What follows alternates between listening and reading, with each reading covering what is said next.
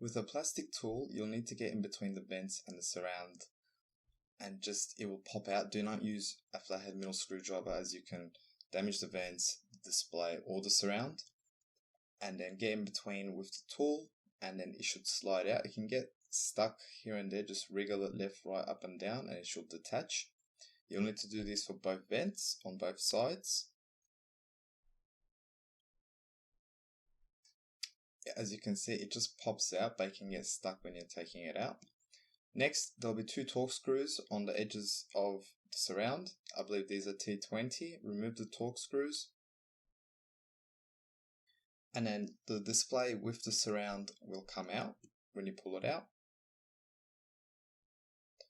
And then you'll need to unplug the display by pressing onto the detaching clips over here. You can see these ones. You press those and then pull the plugs, and then press on that one. And then if you want to detach the surround from the display, there are 4 torx screws. Once you remove these, the display will be completely off and detached.